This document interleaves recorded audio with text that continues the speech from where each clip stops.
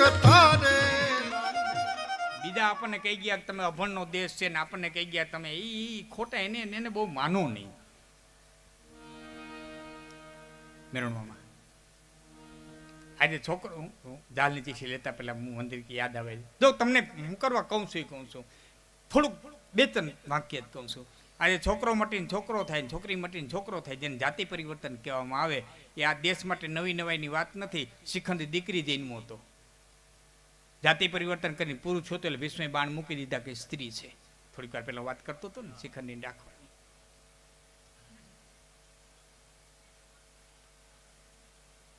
ભારતે એક test tube baby બનાવી તે મોટા મોટા લેખ આવ્યા હતા, ભારતની સિદ્ધિ, ભારતની સિદ્ધિ, ભારતની સિદ્ધિ. ભારતે ટેસ્ટ ટ્યુબ બેબી બનાવી. આપણે માટે નવી નવાઈની વાત નથી. મહાભારત વાંચો, ગાંધારીએ પિંડ જન્મો, વેદવ્યાસને બોલાવ્યા, ઋણના 100 કટકા કર્યા, ખોદ રાવણના ગળા મગાવ્યા અને 100 કૌરવોની ઉત્પત્તિ કરી. હોય 100 કૌરવો છે ને ટેસ્ટ ટ્યુબ બેબી હતા. સેરોગેટ મધર. હું માત્ર 4 દાખલા જ મારે દેવા. કોઈ માનું ઓદર ખરાબ હોય તો બીજી માના ઓદરની માલિકો બાળકની ઉત્પત્તિ કરવામાં આવે, એને સેરોગેટ મધર કહેવામાં આવે. દેવકીજીના હાથમાં ગર્ભને રોહિણી જે લઈ ગયા હતા અને બળભદ્રનો જન્મ ગોકુળની માલિકો જન્મ દીધો હતો. એ વખતના ગાયનિકો, એ વખતના જે કંઈ ડોક્ટરો કહીએ, આ બધું લાંબુ લાગે. 2 વર્ષ પહેલાના પેપરની અંદર આવ્યું તો ફોરેનની અંદર એક પુરુષે 2 બાળકનો જન્મ દીધો. ફોરેનમાં એક પુરુષે 2 બાળકનો જન્મ દીધો. એ આ દેશ માટે નવી નવાઈની વાત નથી. ભાગવત વાંચો, રાજા માંધાતા અને બાપના પેટમાં જન્મ્યો હતો. આવો તો હું તમને 1000 દાખલા દઈ શકું, પણ છેલ્લે એક જ દાખલો દેવો કે સાઉદી અરેબિયાએ 2 વર્ષ પહેલા કે 3 વર્ષ પહેલા સાઉદી અરેબિયાએ ઓલી બાઈને મેળવવામાં ફાબિયા નામ છે એનું, કે એને નાગરિકત્વ આપ્યું. રોબોટ બનાવી એને નાગરિકત્વ આપ્યું. એને હવે ચૂંટણીનો અધિકાર આપશે, ચૂંટણી લડી હોતે શકશે. એને રોબોટને નાગરિકત્વ આપ્યું.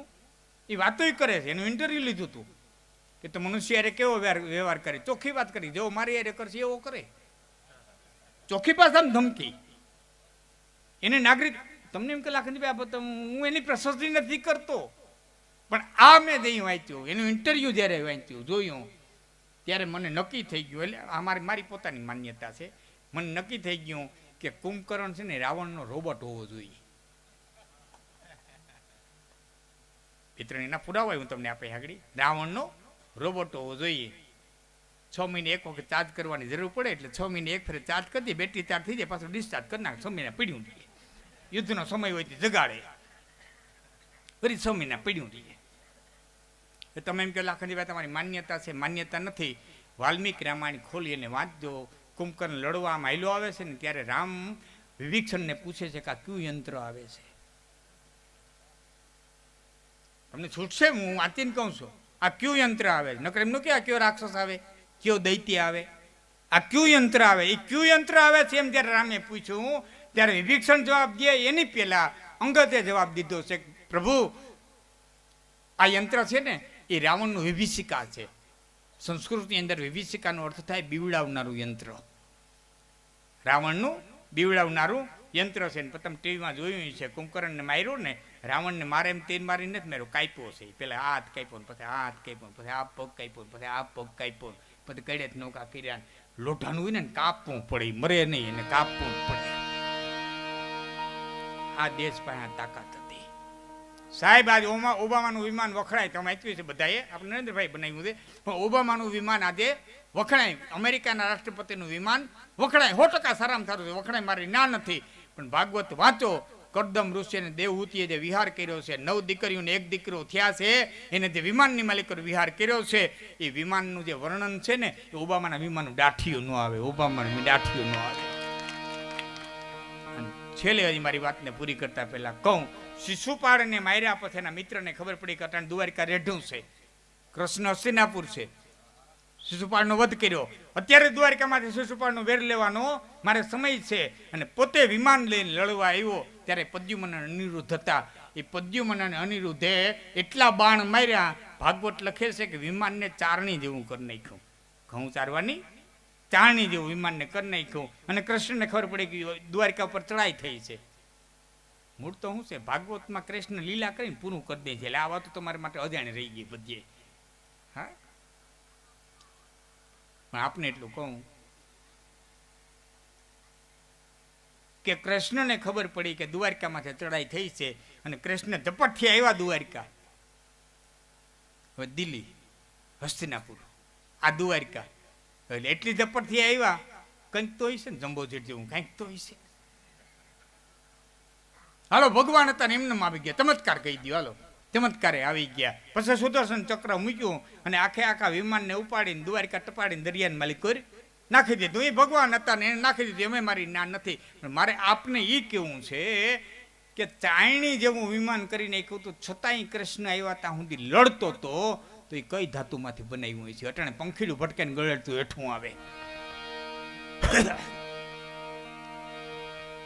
અને આ નોટમાં તમે જે આ જોવો છો, આ સિંહ 3 છે 4, એક વાહે છે દેખાતો નથી. આનું જે ચક્ર છે આપણા ઝંડામાં છે મામા, 2600 વર્ષ થયા. ઈસવીસન પૂર્વે 2600 વર્ષ થયા થાંભલાને. અને અશોકનો વિજય સ્તંભ કહેવામાં આવે. 2600 વર્ષ થયા. 2600 વર્ષની માલિકો નથી આને કાટ લાગ્યો, નથી આને વર્ષા ઋતુની અસર થઈ, નથી આને શિયાળાની અસર થઈ, નથી આને ચોમાહાની અસર થઈ. અને દુનિયાભરના એન્જિનિયરો આવીને વિયાગ્યા નક્કી નથી કર્યા કે કઈ ધાતુમાંથી બનાવેલો છે. આ જ ઉભો છે.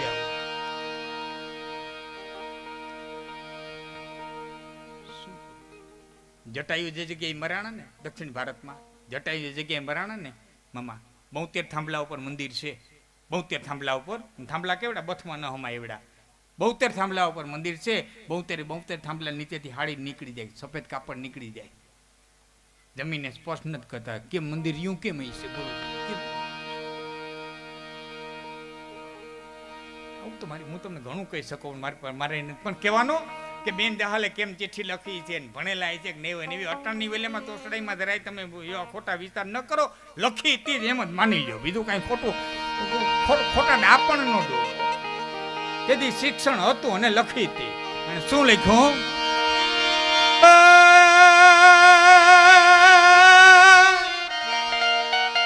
કાઢી રાખજો, તમામ ખીચામાં હાથ નાખજો.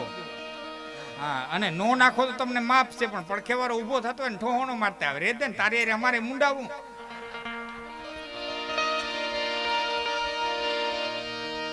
તમે નો થયો ગો કઈ વાંધો નહીં, ઓઈલાને ના નો પાડતા. મુજાહલ ને જપત કીધી, પણ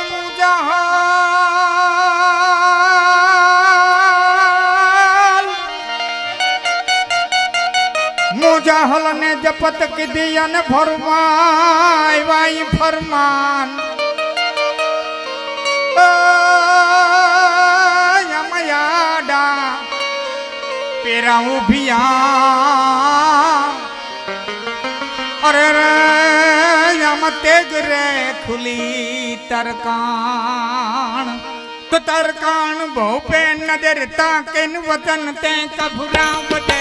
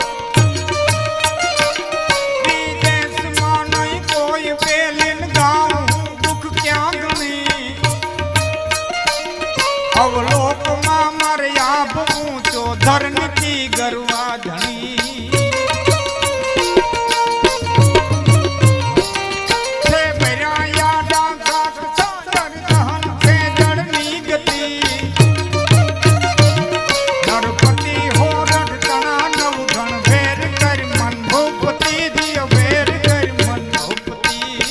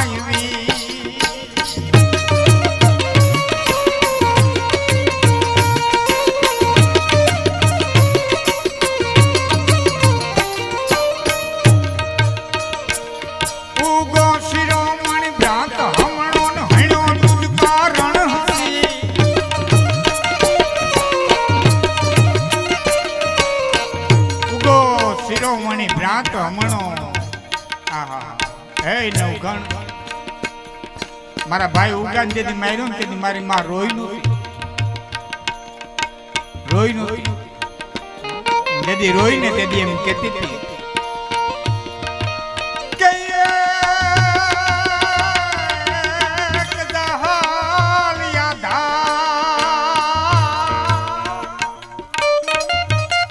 મારી જાહલ દેયું ડગમગી પણ મારે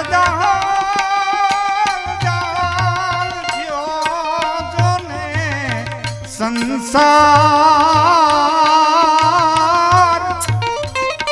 આજ તો આથમતા ઉગલા પણ મારે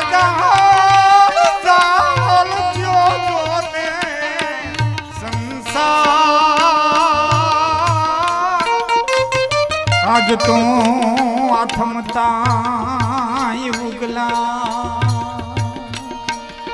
ઉગો શિરોમણિ ભ્રાંત હમણું હણ્યો તુજ કારણ સે